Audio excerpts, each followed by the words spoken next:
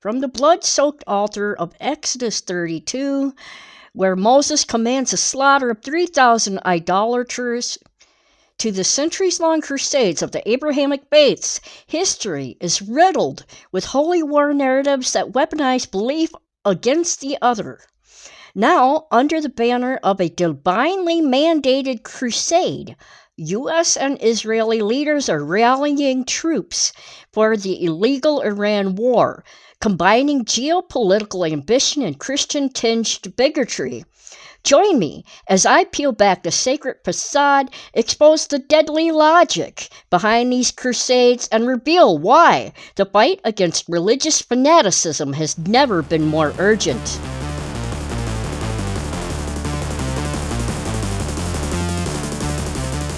Welcome to Secular Strike Back. I'm Toothless Grin Kim. The holy war motif, as seen when Moses massacres the idolaters of the Golden Calf, has been recycled through history to legitimize violence. From the Crusades, the Reconquista, Ottoman Habsburg clashes, and colonial conquests, to today's America First foreign policy and the rhetoric surrounding the Iran war, religious language has been fused with nationalist ambition to frame opponents as profane enemies. Recognizing this pattern warns against simplistic religious war labels and reveals the deeper, politicized roots of conflict.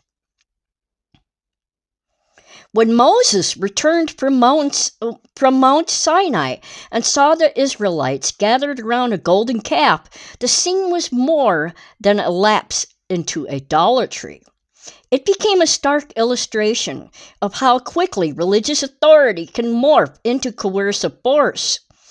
In his fury, Moses ordered the Levites to turn their swords on their own families, friends, and neighbors, killing roughly 3,000 people. The purpose was clear: re-establish Yahweh's exclusive claim and crush the competing devotion. This episode is not an isolated outburst. It sits within a larger biblical motif of holy war, where divine injunctions to annihilate entire peoples serve both the expansion of a promised land and the preservation of a covenantal identity. The tension is palpable: justice on one side, sanctioned genocide on the other. Both Christianity and Islam inherited the script of war as divine duty. Over the centuries, the story has been reshaped to legitimize violence against the other. In Christianity, papal bulls such as Quantum Perfectus gave theological blessing to the Reconquista, framing the reconquest of Spain as a holy mission. In Islam, early jihad-driven Arab conquests transformed personal piety into territorial ambition, presenting expansion as obedience to Allah's command, Allah being that of God. These theological narratives have fueled dehumanization, forced conversion, and ethnic cleansing from medieval crusades to modern political rhetoric that casts foreign policy as a sacred battle, such as the America First discourse that invokes evangelical language.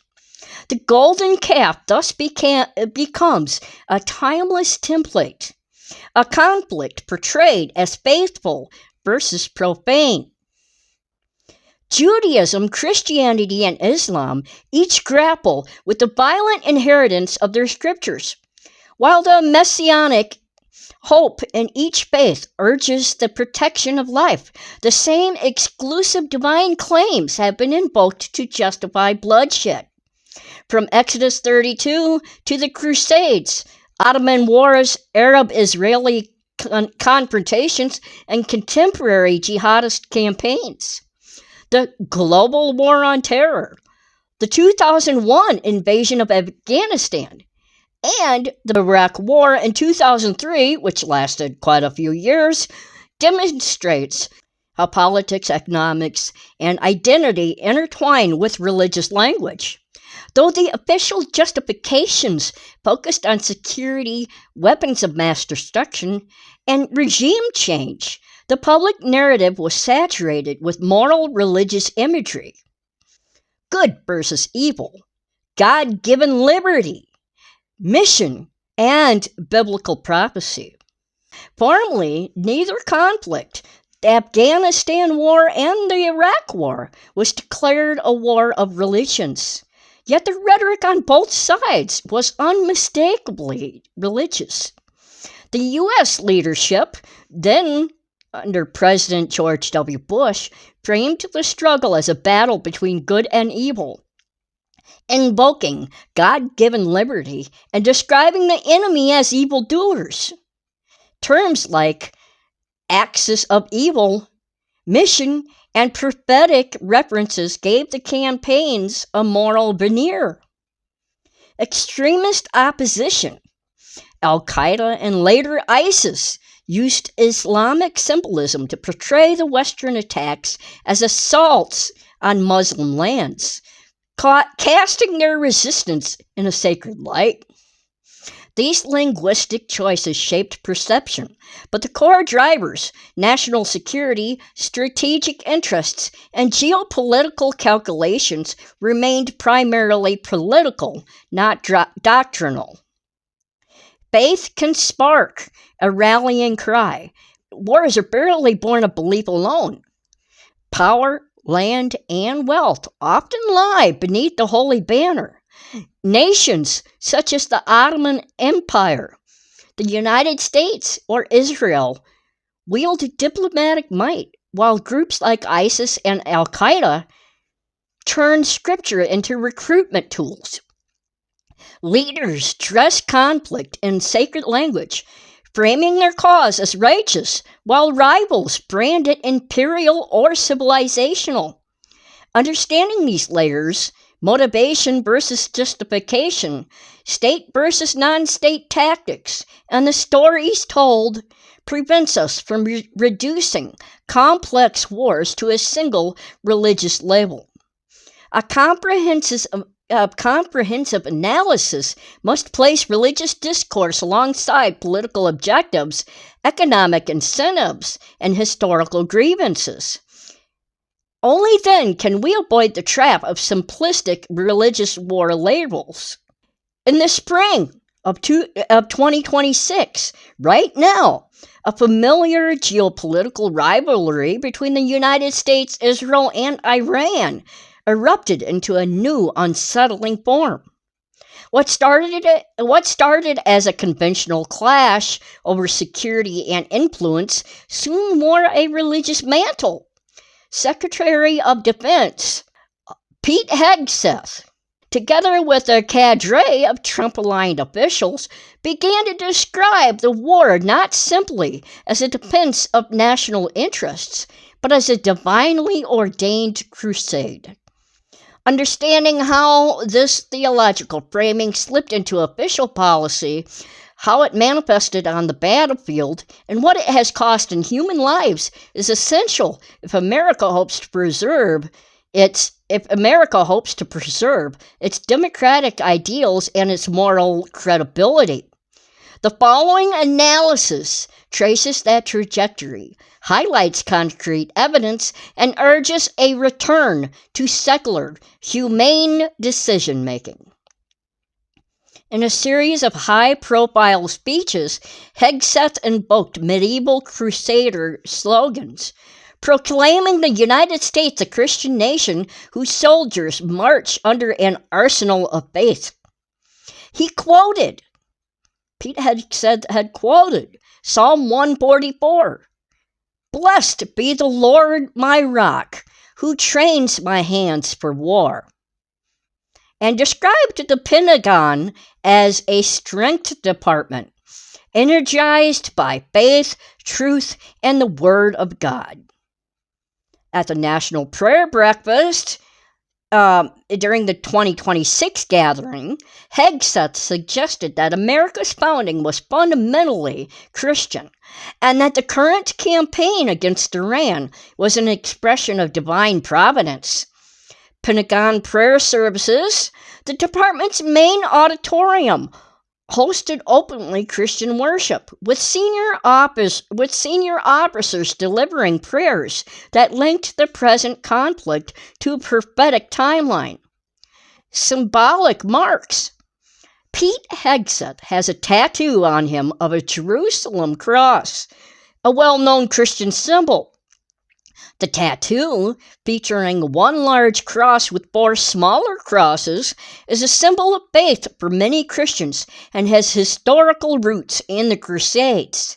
However, it has also been adopted by some modern far-right extremist groups. And also in the spring of 2026, right now, during the current Iraq War, the Military Religious Freedom Foundation, otherwise known as the MRFF, has received over 200 formal complaints from service members claiming their commanders justified combat with Christian prophecy.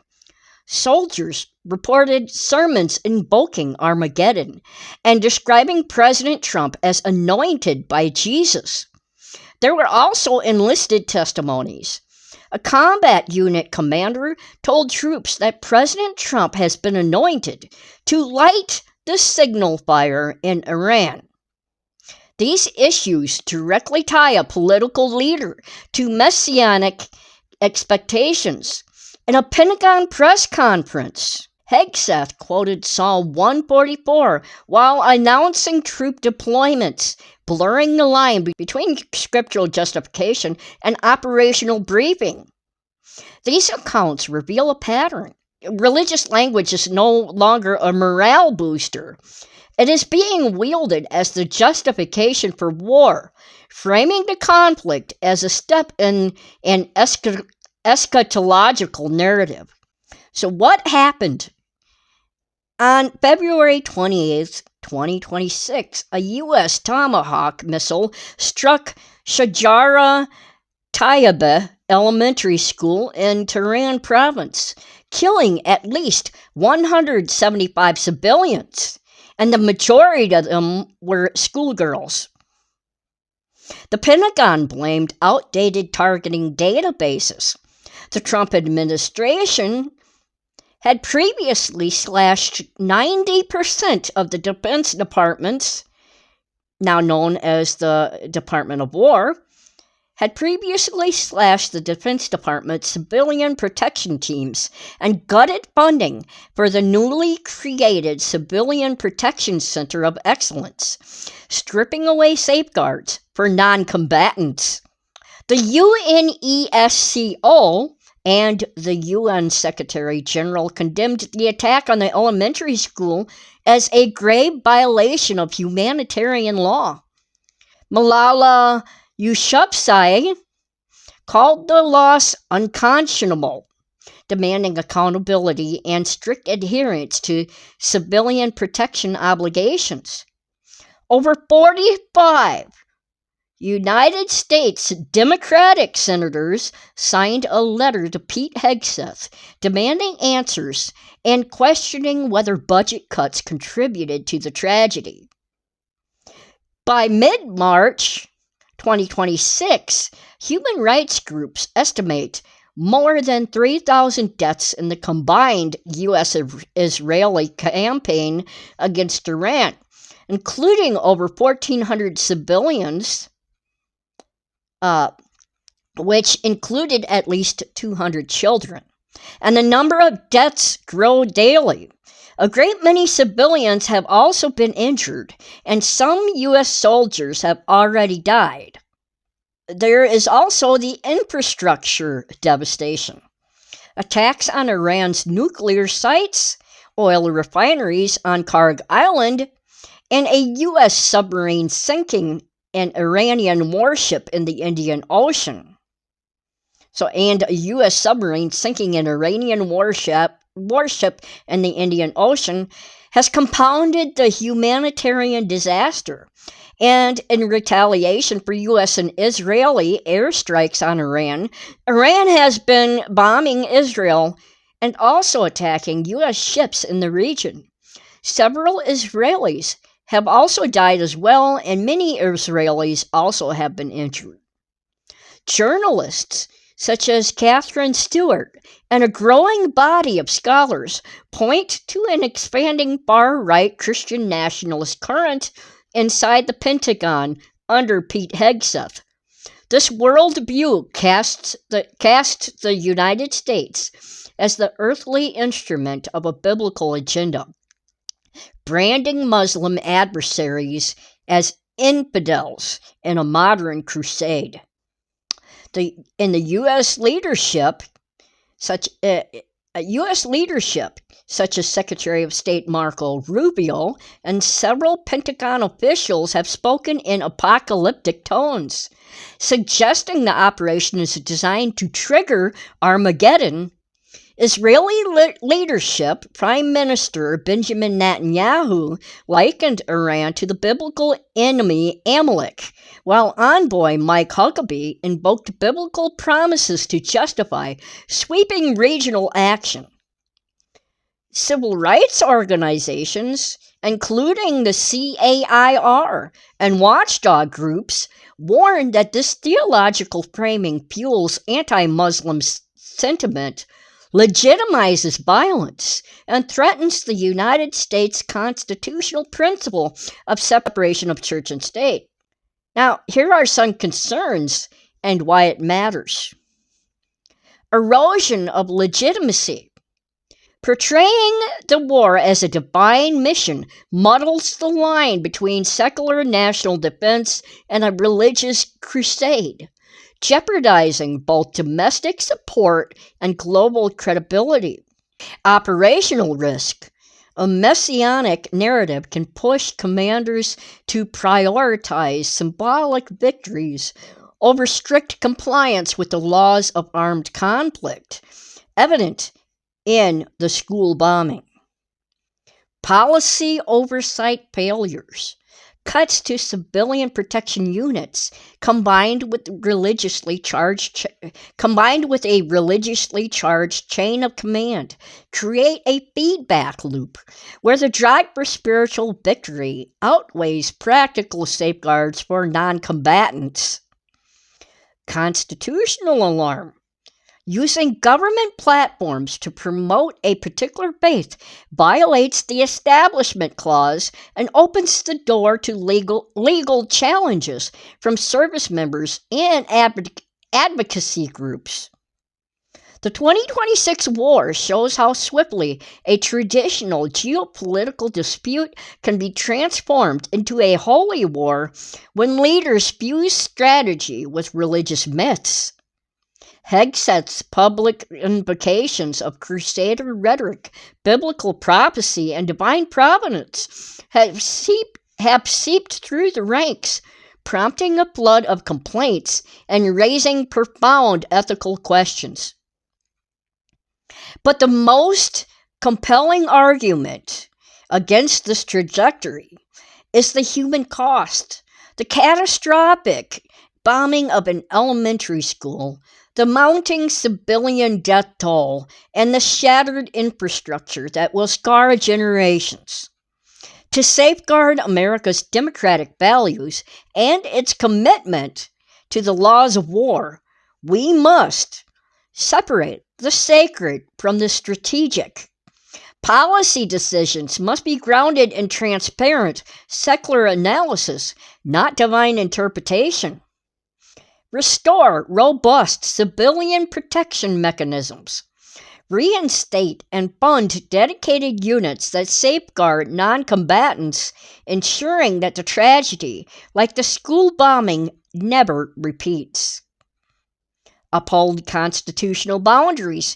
Government officials should refrain from using official platforms to promote any particular faith, preserving the Establishment Clause and protecting religious liberty for all service members.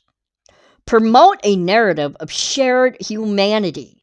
Instead of invoking ancient crusades, we should frame our actions around universal values: peace, security, and respect for human dignity.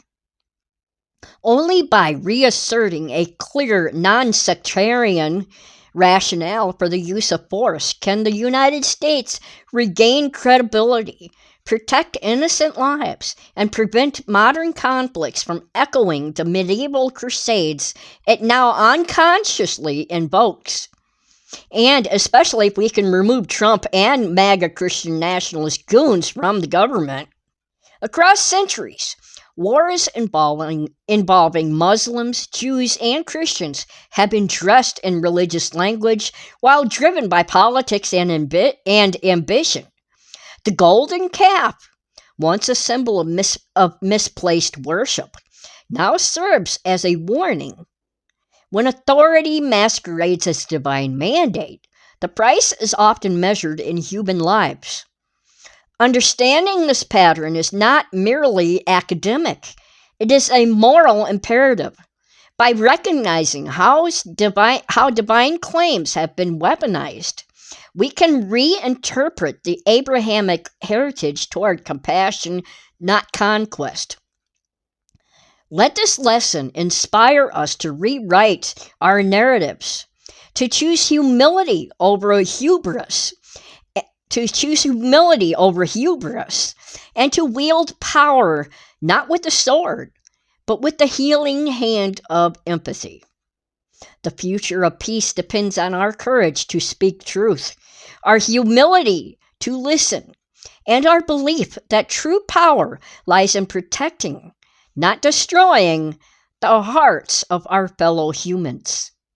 To my audience of atheist, ex-Christian, skeptics, deconstructors, how do you feel about the illegal war in Iran launched by Israel and the United States?